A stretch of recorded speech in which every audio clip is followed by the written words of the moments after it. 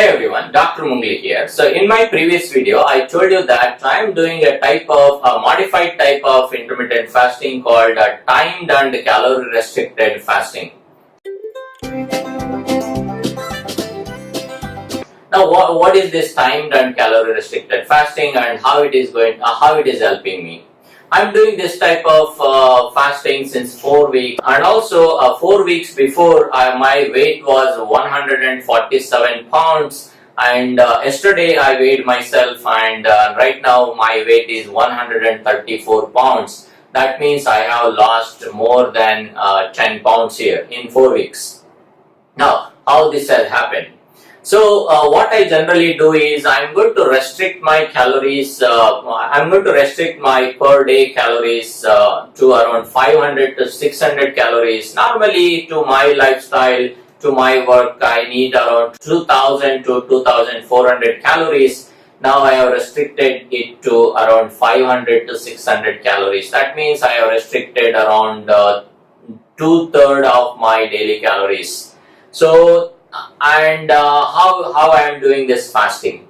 So the fasting for me, previous day when I take my last dinner, so that will be 7:30 in the night, and then next day morning I wake up at like 5:30, and at 5:30 I will drink 3 full glass of water, and each glass is 250 ml.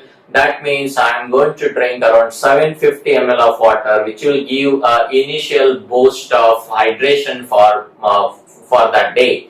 So as a recommended amount of water that we need to drink per day, it is 2 liter, and that is 2000 ml.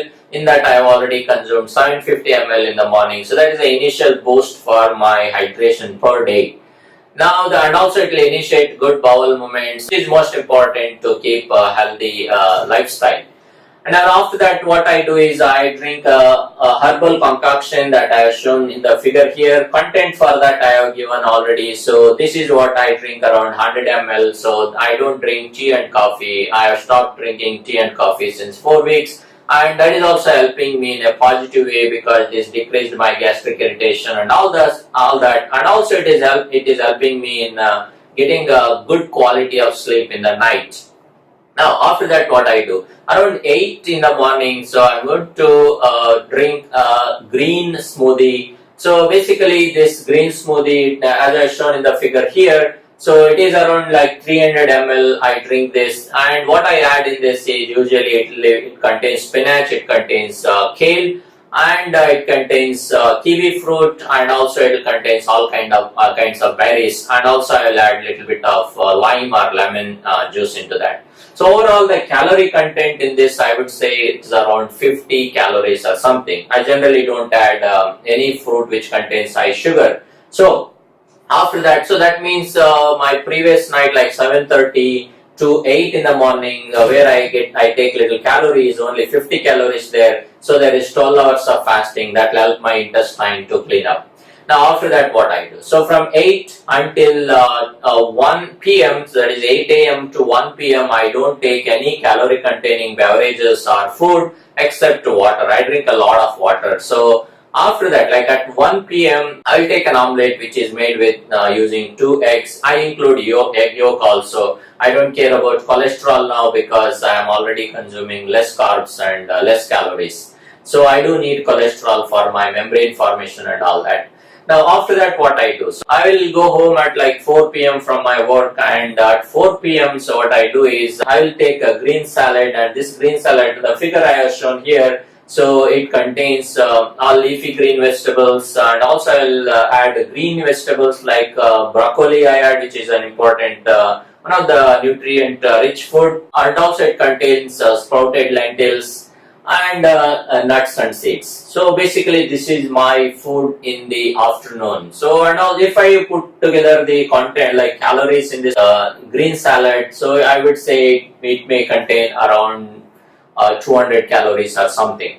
So after this I go for a walk. Usually I go for a walk for 5 kilometers. It will be a brisk walk or maybe a slow jog I do. And then come home and have dinner at 7:30 in the night, and my dinner usually it is two bread pieces with soup or with maybe some vegetable curry or something like that. So basically I really don't take anything that is dense in the energy. I will focus on anything that contains more nutrients. So this is what, and this dinner, so it will give me around 200 to 300 calories. So in total, so my daily calories, it will come around 500 to 600 calories, which is basically calorie deficit compared to 2400 calories that I need per day. So the idea here is, so I would like to keep my insulin glucagon ratio low.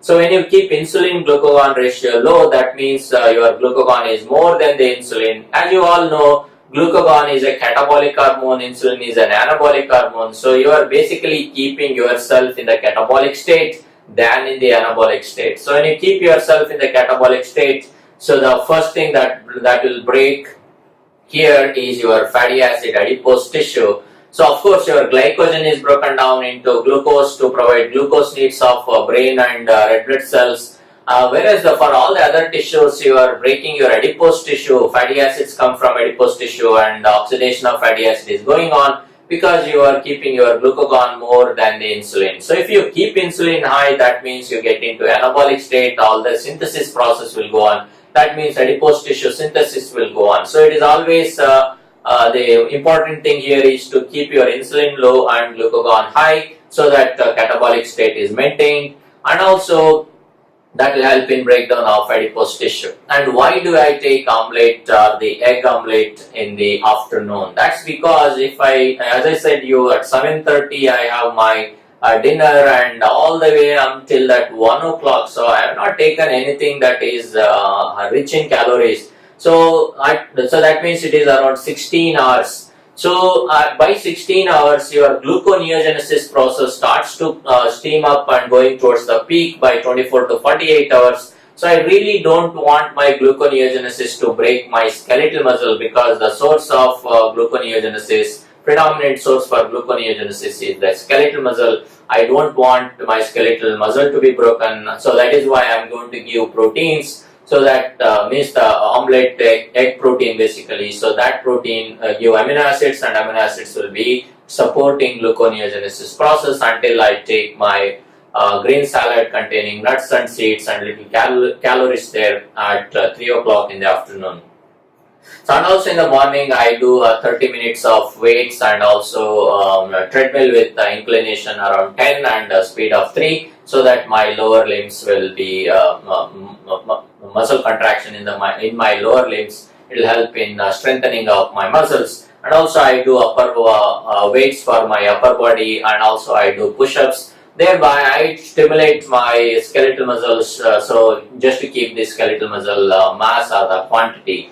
So on one side I am trying to break adipose tissue, on the other side I am stimulating my skeletal muscle growth. So thereby it is helping in losing the adipose tissue and not really losing skeletal muscle. This is what I am doing since 4 weeks, and it has given a fantastic results for me. I have lost more than 10 pounds of weight. You can see my previous videos, maybe like 1 year back or something. You can see the difference in the video itself, the current video and the previous video.